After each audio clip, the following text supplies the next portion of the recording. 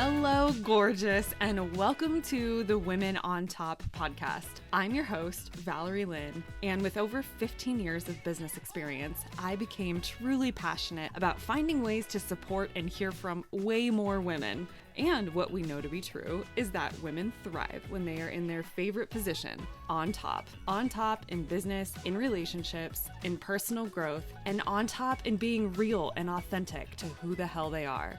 So I invite you to sit back and enjoy the Women on Top podcast.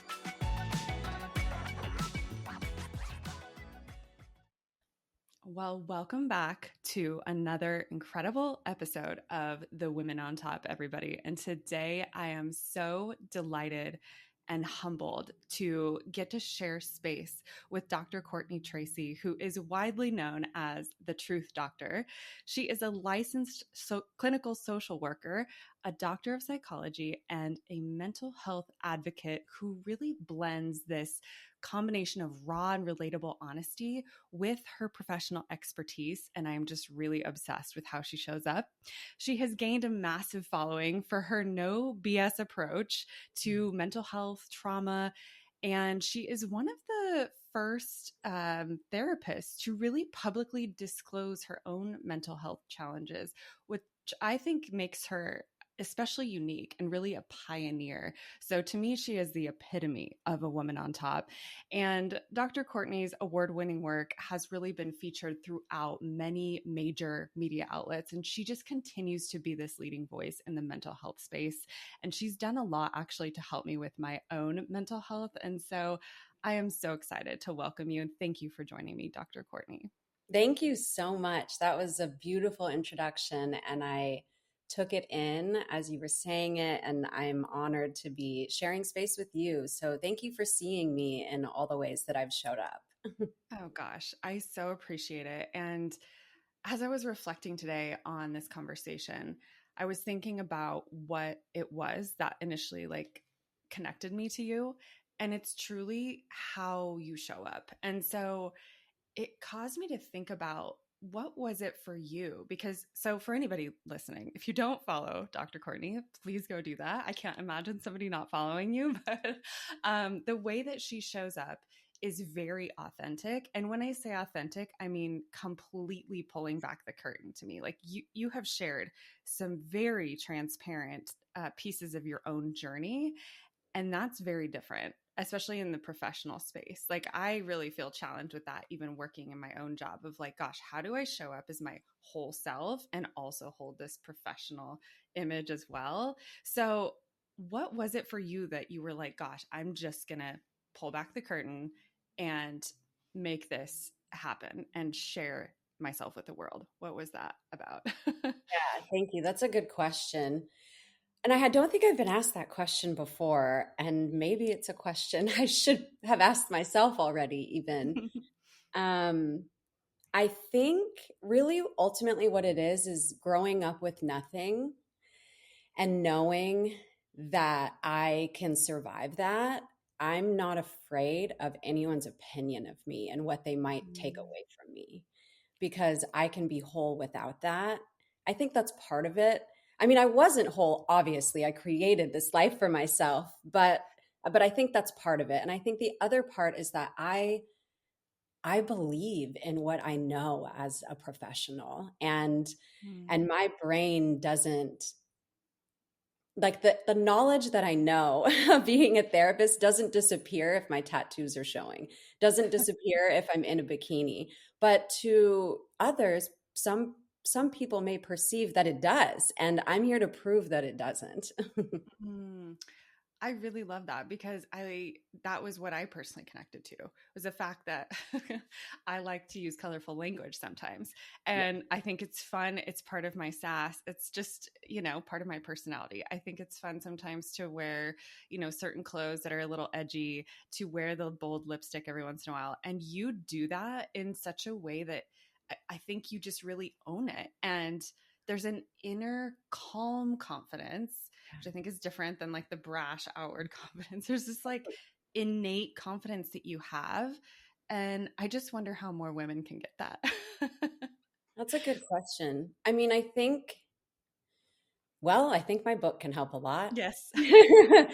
I mean, it really is, as women, as humans, as anyone who has had a label placed on them. And like, yes, we're women, but like the label of woman means different things to different people. And so it is a label, although it's also true. And I think I'm not, I mean, maybe it's my autism, maybe it's my education, maybe it's my view on the world, but I just do not subscribe to one way to think about something. And that might be a very interesting statement for someone with borderline personality disorder to say that I can't just think one way about something. And maybe that's one proof of my recovery. But two, I also think it's just, I refuse to be chained by what has existed on this world before I got here. And I want to make it different. And I will do it until the day that I die. I love it. I love it. It is so inspiring. It gives me so much energy because it's also like you're kind of setting this example to me of like going first and allowing people to embrace all parts of themselves, not just the parts that we think society wants, us to show. I Yeah. have so many questions. Okay, so I want to start with this name, the Truth Doctor. So for people who don't know you, where does that name come from? So my husband came up with the name The Truth Doctor, Oh. and it was because pretty much the main story that I tell in my book is after we had opened our first treatment center. Um, there's this long story that you'll read, but he was publicly arrested and in the middle of a PTSD episode. And I started drowning in the stigma that I was trying to prevent. I was saying things to myself like, how could you own a treatment center when your husband was just arrested for a trauma episode? How can you be a therapist when you guys were drinking when it happened and you own a rehab? I started to feel like I needed to hide myself, and I had never been that person in my life. And I was a walking stigma, walking proof of the stigma of mental health, where I said if we have mental health issues, we need to hide away. People aren't going to think that we can be trusted as professionals. And that unfortunate perspective lasted about 6 months. Mm, And I was only really able to believe that perspective by drowning myself in alcohol. I mm, returned to my old behaviors, my old habits. I was so deeply embarrassed. Um, and then I realized, what the fuck am I doing? This is not me at all. And I know that so many people find themselves stuck here in this exact place.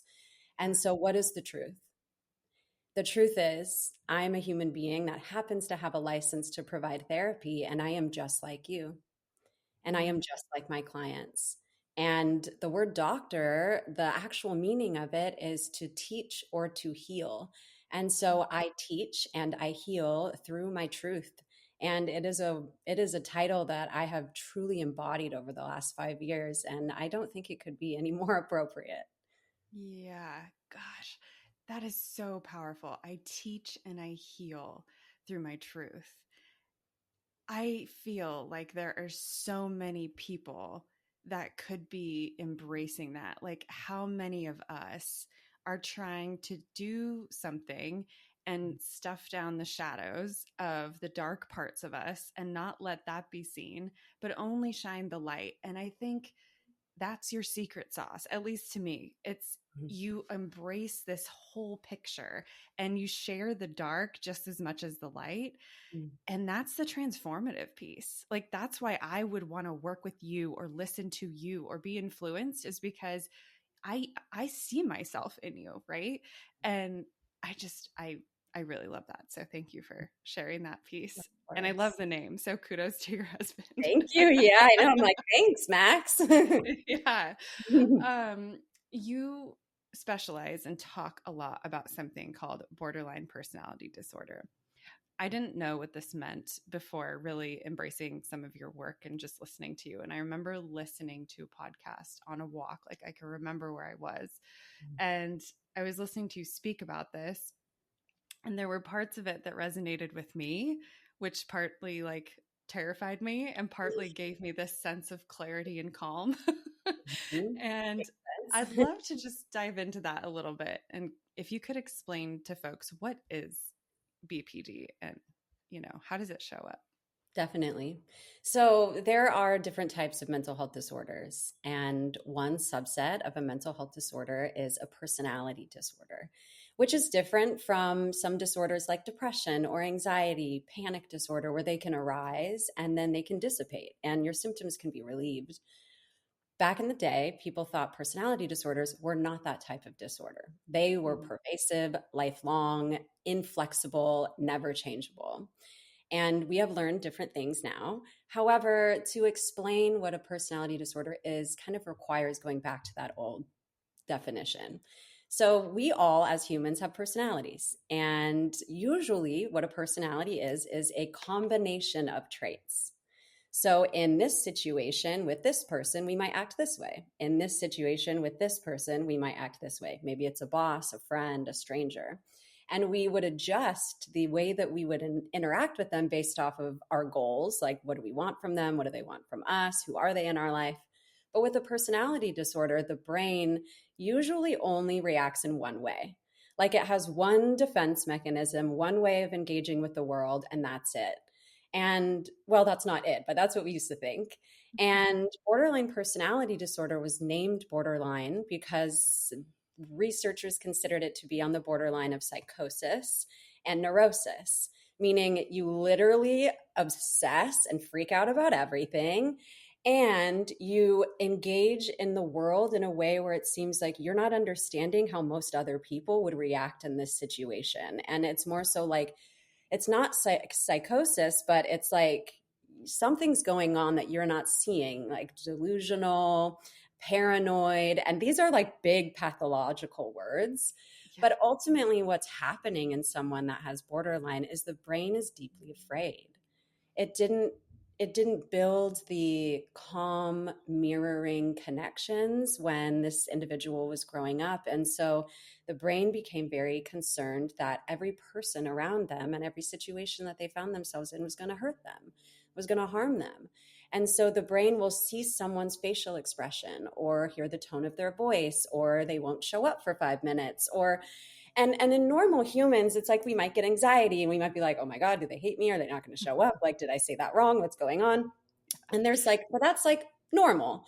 And then there's like, they didn't answer for 5 minutes. They hate me. No, actually, I hate them. And I'm going to text them a bunch of times because we cannot withstand the way that we feel. And really, I think borderline personality disorder is like the human condition blown up. Like, every emotion is just so much more. And most people don't understand it. And the emotions that are more are usually the ones that create the stigma: more anger, more anxiety, more paranoia, more desire to control your environment because you're afraid. Mm. And so it's like, oh no, I keep these people away from me. But ultimately, what's going on is a deep, deep sense of feeling and not knowing where it is safe or how it is safe to manage those feelings.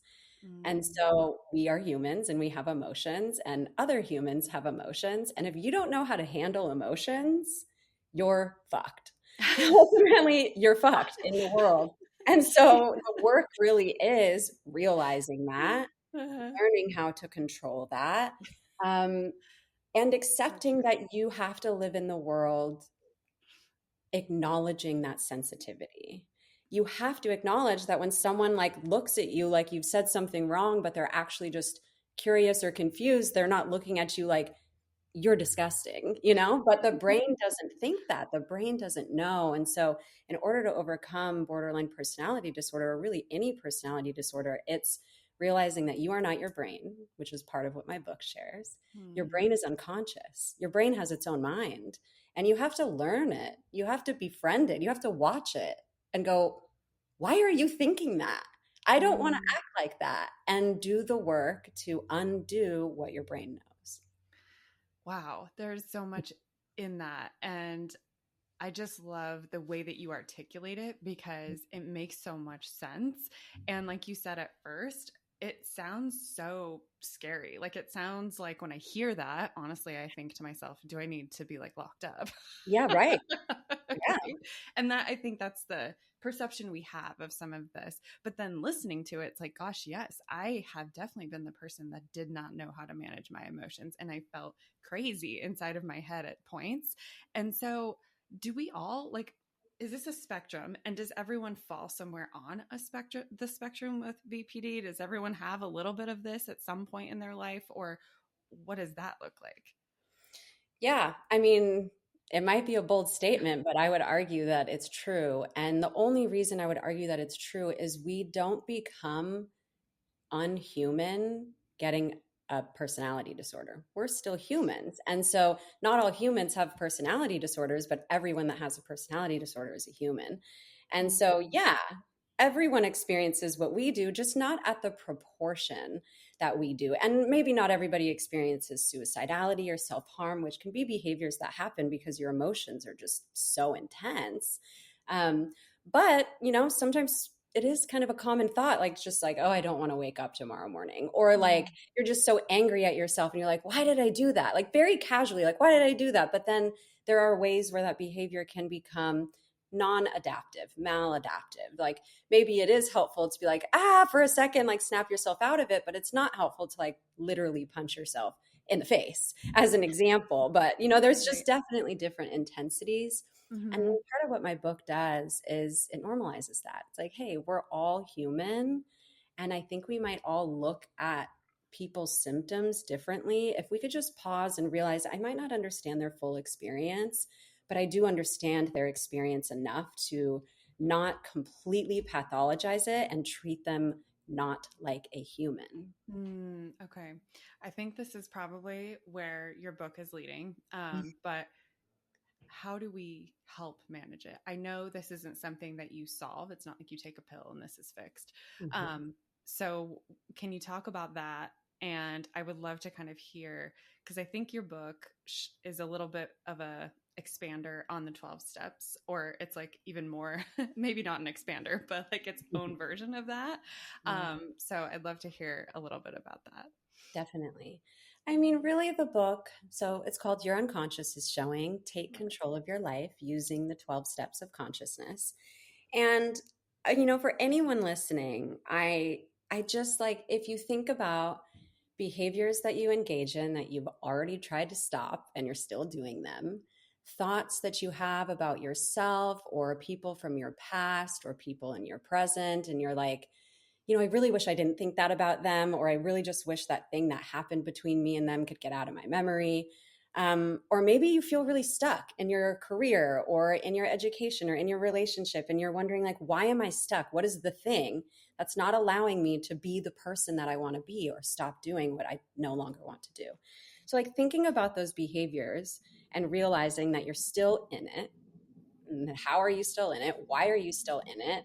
The first thing to recognize is that there's a part of you that feels like you are not in control of what is happening. Yeah. Whether that is you're not in control of your future, you're not in control of the trajectory of the career that you're on, you're not in control of your partner, you're not in control of your work schedule. Yes, you are. Hmm. And there are ways that you can be. Of course, there's relationships you could be in that are controlling, financial situations where you have to stay at the job that you're at. And the way that you feel about those things is the reason you're not doing something about them. But why do you feel the way that you feel? Because your Hmm. brain thinks a certain way about what's going on. What is your definition of success? What is Right. your level of self worth outside of that relationship?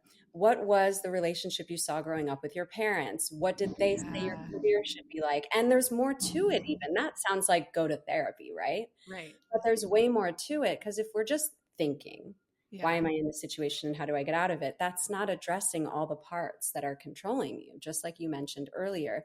And our body's sending us messages too, Hmm. like our heart racing when we're at dinner with this person, or when we wake up and have to drive to work, and Yeah.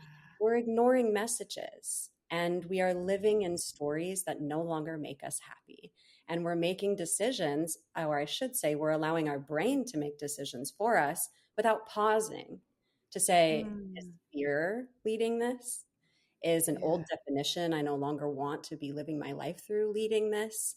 and what is controlling my life, because it's really not us until we stop to ask, who is it if it's not us? And it's our brain, it's our body, and it's our mind doing things based on our past that we Yeah. think are us, but they're not. Hmm. Gosh, I this is so good for anyone to hear this because when we can kind of separate that, Yeah, I think it helps you lessen the attachment of feeling like there's something wrong with me. At least it did for me. exactly. I used to have such a challenge in relationships. Like I could not get calm. I Yeah. just had this like old narrative. There was always fights happening. There was always something. Granted, I wasn't picking the most Mhm. amazing humans. But then even when I met my partner now, the first year and a half Yeah. was hard. And it was hard because I was like working with this old narrative, to your point. I had to go through so much of my past trauma. Like there was so much I had to do. And I'm so grateful I chose because I was just so tired of this out of control feeling. But I would literally have these conversations of like, I don't know if I'm ever going to be that person that can be content in a relationship. And it just reminds me of what you're saying because there was like a whole other operating system that would take control in those moments. Exactly. A lot of the things that you're saying, like almost verbatim, are from the book. Like there's a section called All Your Parts, and you mentioned that. There's like a section about having a completely separate operating system that's automatic. Like you're on point. You're right there. Okay, that's good. I'm Process. glad. This is why I have, seen your work. I've been following you and some of what you have shared. Again, just kind of normalizing these things, but not just normalizing and saying, oh, yeah, this is totally fine behavior. Not normalizing it in that way, but normalizing it in like, this is actually what's going on. So you Yeah. don't have to be like so scared of it. Yeah. And I think that's what it is also doing for people is kind of taking themselves off the hook a little bit too. Yeah, I mean, there's a perspective that I have in the book. It's a section, and it says, "Let's make being self-conscious a good thing." Yeah. Why is it a bad thing? It's a bad thing because let's imagine we have a flashlight and we can point it in to look at ourselves. And we're given a flashlight when we're born, but we're given a flashlight by our mom who put a filter on the flashlight of what she wanted to see, what she wanted you to be. And then she said, go ahead and look inside at yourself. Society says you shouldn't look like that. You shouldn't act like that. Here's a flashlight with our filter. Go ahead and look at yourself. And we're never really given permission to be conscious of ourselves unless we are demanded by the outside with a filter placed on by them. And true self consciousness, being conscious of ourselves, should be a choice that we make on our own in a positive way. Say, I want to look in with my flashlight and see all the shit. I need to see it. I want to see it. I want to work on it. Remove the shame and increase the curiosity and make it a choice to be self conscious. Yeah. Got that flashlight analogy. That's gold because I've never quite heard it like that. Like, of course, we hear about like all the narratives get attached to us, but I like that filter piece because it's totally how we're trying to see ourselves, and it gets muddied. And to your point, like, why is this not celebrated more? To go on this like the actual inner work, which I think is like this buzzword, but this is the real shit, right? Like, this is the raw truth of what that even means. I feel like. Totally. And people think it's like, oh, you must be woo woo, all spiritual to get conscious. And it's like, humans are conscious. Like, sorry, sweetie, I know you don't want to be spiritual, but you are conscious because you are awake and you are talking to me. You have consciousness. And it's not a spiritual woo woo thing. It is the reason you know you're alive. It's the reason you know who you are. And Yeah. like, we need to use our ability to look inward and to be present to control ourselves and our lives. How have you become so enlightened and full of this kind of wisdom? Like, what is it that has guided you forward to writing this book, to just becoming so aware of all of this? That's a good question. How did you become so aware of all of this? I mean, It is a blessing and it is a curse. I really do believe that my autism plays a major role in it. Like Mm. I've never learned something and forgotten it. And I've been obsessed with psychology since I was like 10. And I don't know, I have a gifted brain and it just absorbs all the stuff and then it creates a spider web of everything I've ever learned. And that's like one thing, to have a really smart brain that can memorize all the shit that you can see behind me and all these books, for example. But I think the reason it's become wisdom and not just knowledge is because of how much I feel and everything that I've been through, and how, like, I didn't go to school for 12 years, like after like high school, to learn psychology just to be someone that spit back out what the books told me. I have felt what the books have told me, and I have felt what my clients have experienced, and I have felt the largest experiences of human emotion that most humans will never feel, because I have a personality disorder. And that's why it's a blessing and a curse. But so it's like I am an embodied psychology textbook and I'm full of human emotion. And I think every day that I make a decision to live, I have to live that truth. I can't be anybody else. I think I would fall into a really deep, deep depression if I didn't share my actual truth and just say, this is the way my brain works. This is what I'm really good at. And this is the way that I feel. And I think if we all did that a little more, like, really, like, this is what makes me feel good, and this is all that I know, and this is what I'm going to do, there'd be less depression, less anxiety, less loneliness, and less people living a life that they don't want to. Gosh, I love that. And I think you're right. There are so many people kind of, I always say, like sleepwalking through life. And I definitely was one of those, where Yes, there's just kind of like going through the motions. And I feel like if we can awaken enough people and yes, perhaps by somebody like you living out that example in action, that yeah, can help illuminate somebody to like walk in their own truth as well. Have definitely. have you always had this? Like when you were little, not had this, but when you were younger, did you think you were going to be a therapist? Like, did you see yourself on this path? Because it kind of feels to me like you've always known that you were meant to help people in this way, but I'm curious about that. Yeah, it's a good question. So I went to rehab for the first time when I was 15 for methamphetamine and psychedelics. And while I was there, I fell in love with the treatment world, which was very surprising Mm. to me. And my goal was to be the white van driver. Like, there was a white van everybody would drive in. And I'm like, I'm not going to be the client, I'm going to be the white van driver. And now I'm the CEO and founder of treatment centers instead of just being the white van driver. But I think what it really was for me was, like, I just grew up experiencing mental health and substance use issues all around me. Then I found substances and I was like, oh, these can make me not feel my feelings. How fun. Like, I love this. I've been searching for something for so long. Um, and so I just had a bunch of questions, like, why is the world like this? Why are humans like this? Why do I feel this way? What the fuck is going on this planet? Like, this is such a weird experience. And then I went to rehab and I was like, wait, there are people answering the questions that I've had my whole life, and you can go to school for it and you can make people better. I am going to do this. And so at 15, I set out to work in treatment centers and now I own them. Oh my gosh. And they're called exist centers, right? Yes, Or yeah. like, There was, the first one was in Santa Barbara, and that one was called Good Heart Recovery. And the goal was mm, to show that every person with substance use issues still had a good heart. And now this one's called Exist, and it fuses substance use and borderline personality disorder. And we're the only outpatient in the country that treats both.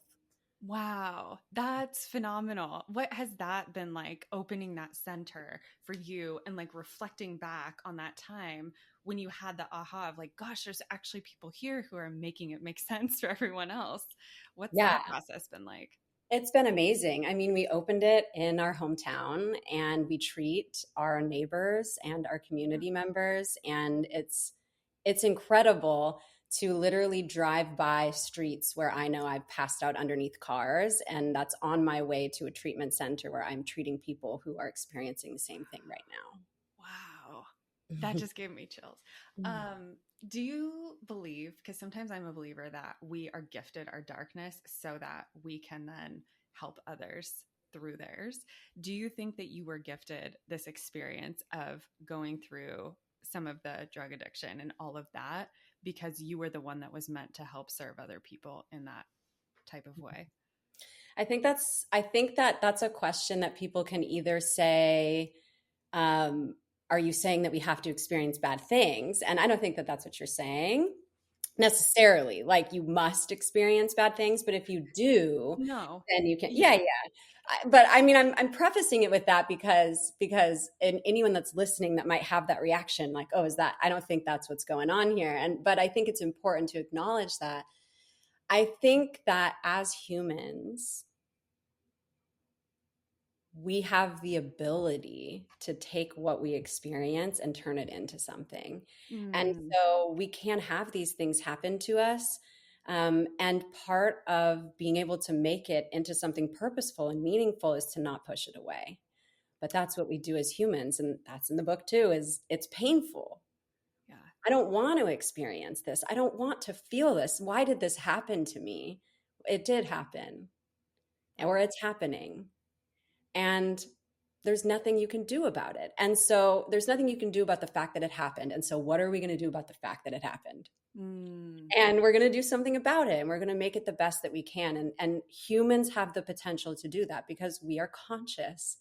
We are some of the most conscious beings on the planet, and we waste our potential by pushing the pain away when we need to look at it because it is a part of us. It matters to our brain and our body. Sometimes our brain and our body are screaming about the pain and we are ignoring it. And ultimately, the message could be this is something that is important. This is something that can change your life in the positive, not just in the negative. So please stop not looking at it. And that's the yeah. whole point of your unconscious is showing. Look at it. Look at it and change your goddamn life because you can. I know you can. Uh, that is like, we could just end the episode right there. We're not going to, but we're going to just like end the episode right there. That is so powerful. Like, you need to look at it. And I love the book that is helping us do that in a way, because here's the other thing is I was thinking about, my past, and I would never consider myself like, I don't know. I never have thought of myself as an addict, although I think that term can be, who knows. But I was like, gosh, I feel like something is off and I need something. I need help. I don't know what I need. I wanted a 12-step program, but I couldn't fit myself in a box. Like I was like, I'm not here and I'm not there. And I don't know what to do. And so I kind of feel like your book would have been the perfect thing for like younger me at that moment, that I was looking to put myself in one of those boxes. Am I kind of on par with what I'm saying there? Completely, completely.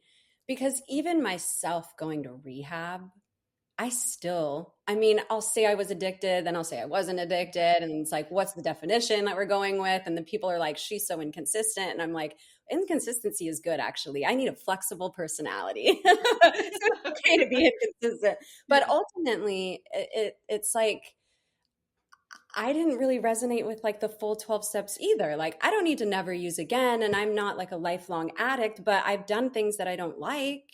And there are things controlling me that I don't want them to. And so there's such benefit to that process, but there were also such significant limitations for so many people who wanted to take control of their life using the 12 steps without having to either go the religious route, even use the word God, even if it is to their understanding. What did we really need?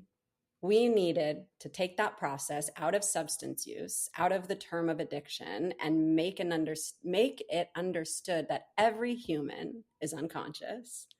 Every human has behaviors that we want to change, and every human has the potential to change them and to become more conscious. And the 12-step process has been brilliantly proven to work. And part of that is because you don't do it alone.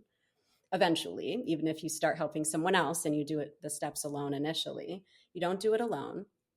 And you actually admit publicly, even though it says it's anonymous, it's also not anonymous, because when you admit the things that you've done, you have to tell another person.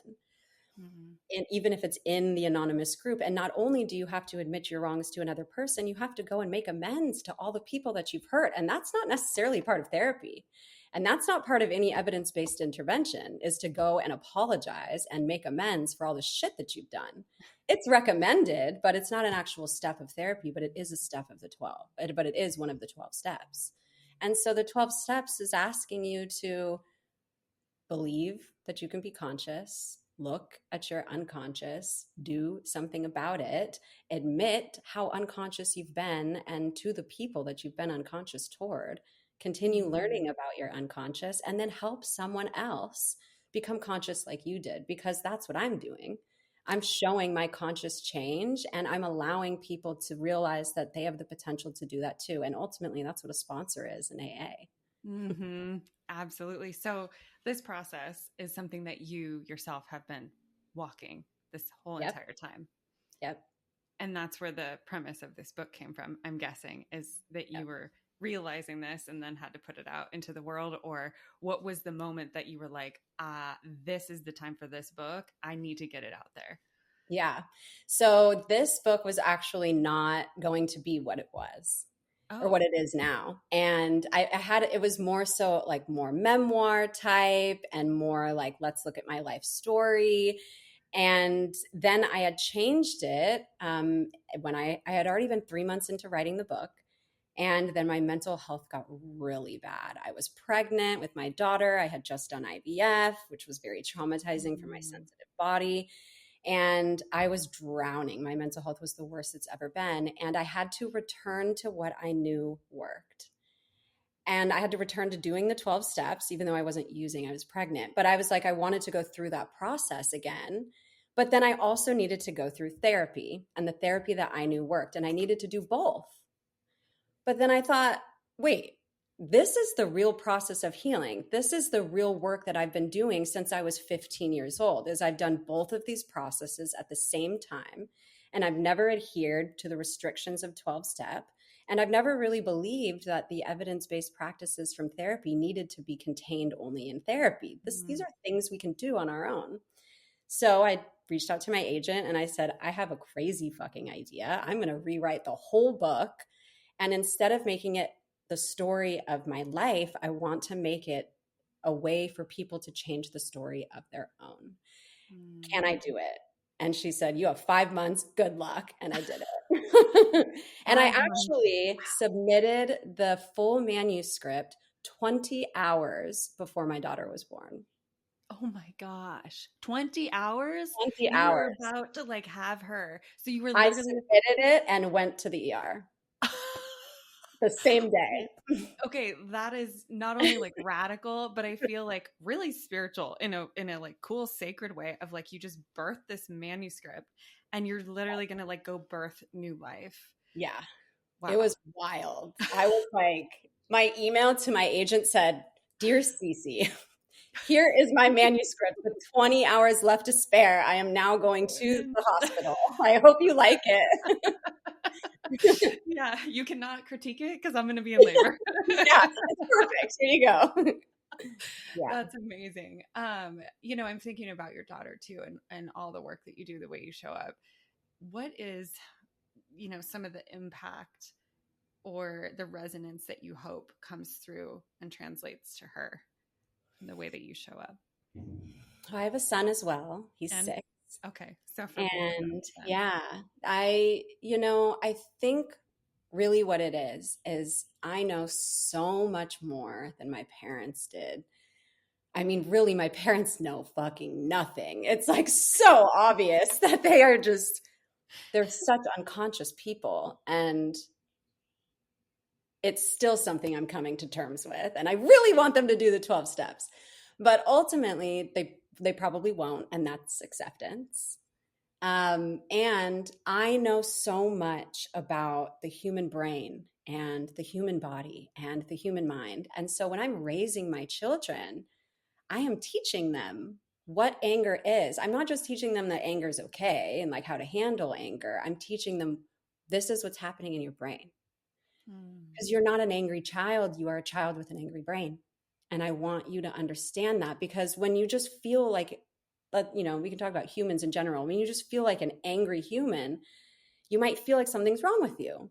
But if you feel like a human with an angry brain, you feel like maybe there's something you could do about it, because it's just an organ in your body, just like every other organ. It's workable. Yeah. And so I'm teaching my kids to be self-conscious from the get-go in a good way, to give them an unfiltered flashlight, to allow them to look at themselves and create themselves in a conscious way, instead of learning at least 15 years of unconsciousness and then having to go to rehab to realize that there are things that you can do to change your behaviors, and to teach them that before the behaviors happen. So beautiful.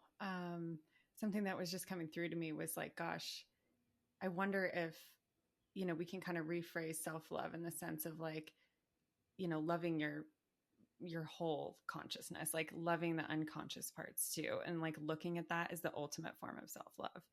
It is. Because sometimes I think we, self-love is a bubble bath or whatever. Mhm.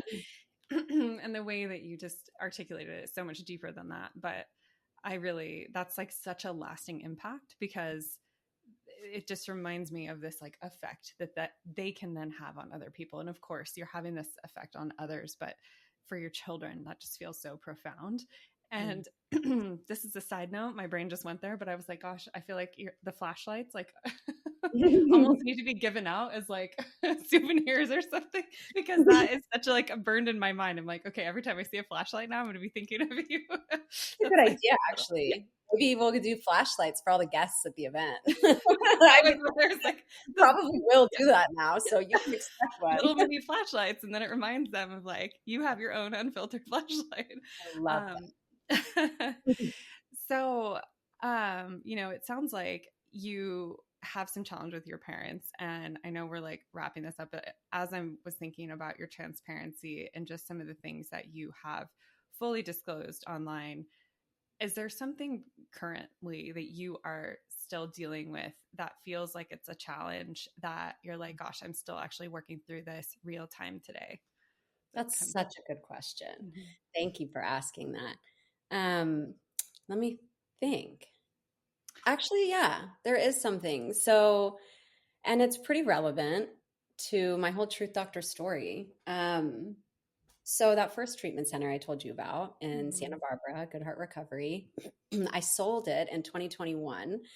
And I did that because my dad was diagnosed with multiple sclerosis in 2020.